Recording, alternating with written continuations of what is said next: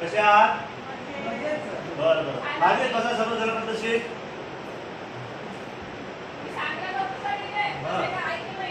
अरे तसं नाही करत बाळा, तसं करायचं नाही. आता मुलांच्या सुट्ट्या तुमच्या संपलेल्या आहेत. आता आपण तुम्ही शाळेला येत आहात, बरोबर आहे. पद्धतशीर तिकडं भटकायचं नाही. पाणी पाडलेलं आहे, गवत वाढलेलं आहे, हां.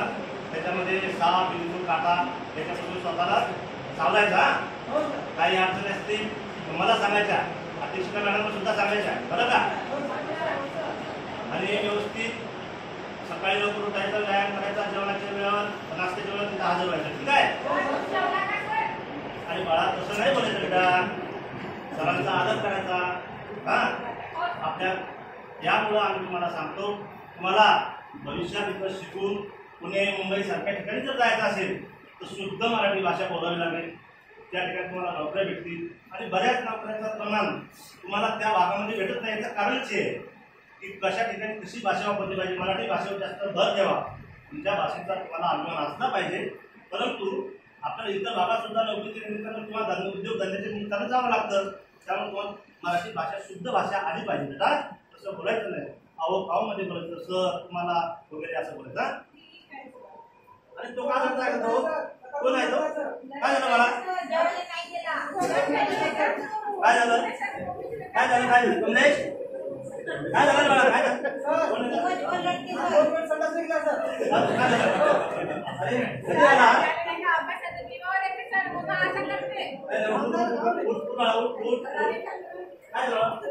तुला काय दुखत का?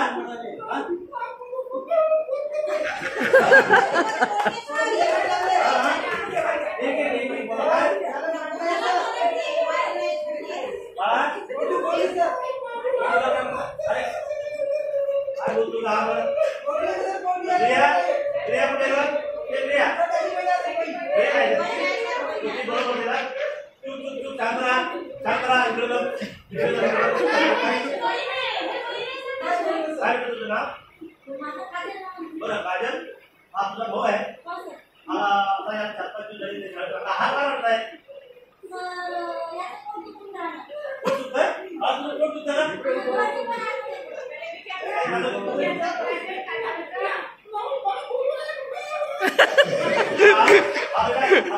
बोलतो तू याला विचार समस्या काय आहे.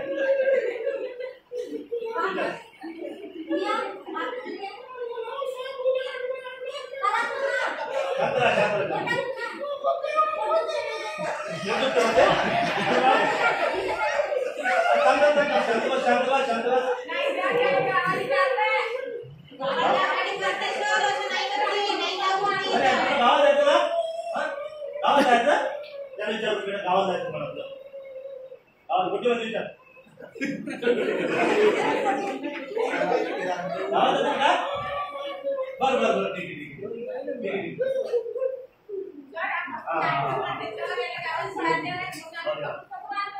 असं का? ठीक आहे बेटा, तुला नेऊन घाल तुमच्या गाड्या. एवढं नाही रे, अरे याला आपल्या समजून सांग, वेळेवर जेवायला जायचं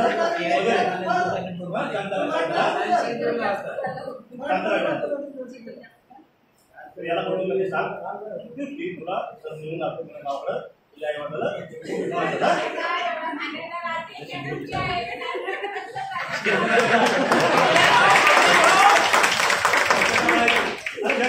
शंकर इकडे त्याला तुझ्या बसमध्ये घेऊन जा आणि तुझ्याजवळ 8 दिवस तुझ्या मध्ये याला होते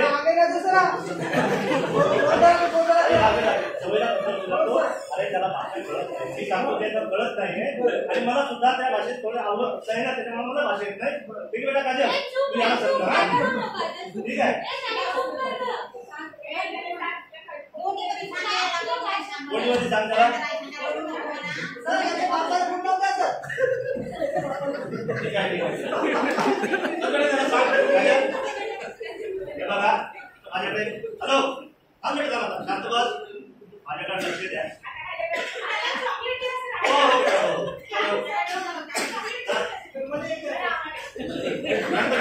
समजदार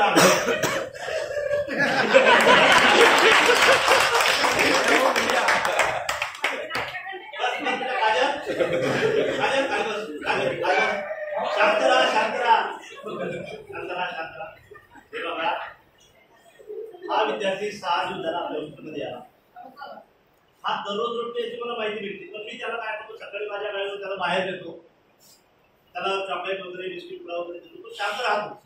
परंतु मला आज खरं कळलं की त्याचं पोट वगैरे काही दुखत नाही, फक्त त्याला घराकडची आठवण येते. हे आपल्याला कशामुळे कळलं? काजलमुळे कळलं. कारण काजलला कोणती भाषा समजते आणि तिने त्या विचार तेव्हा आपलं त्याचं दुखणं कोणतं आहे ते आपल्याला कळलं. म्हणून अशा भाषेच्या समस्या येऊ नये यासाठी तुम्ही सर्वांनी मदत करा. असे लहान लहान विद्यार्थी असतील त्याची भाषा तर मला कळत नाही, ते अध्यक्ष एखादा माझी जबाबदारी आहे त्याचं कुटुंबाची काळजी घ्यायची. परंतु माझी भाषा त्याला समजत नाही तर त्याची भाषा मला समजत नाही.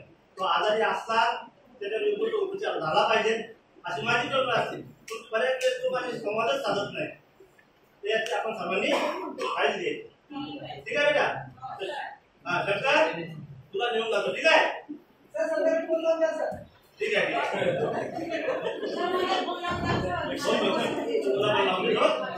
ठीक आहे ठीक आहे सर्वांना फोन लावतो. परंतु स्वच्छ राहायचं आणि तुला मराठी कळते का? काय बेटा तू आता 10वीला आहे यावर्षी. तू थोडंसं काय करायचं तुला मराठी आणि कोणती जुनी भाषेत संवाद चांगला जमतो. त्याची प्रत्येक समाजात मराठी थोडं मराठी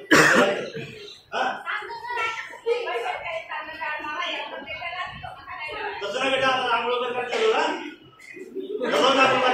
आणि तू रे त्याला आंघोळ घाली बरं का त्यासोबत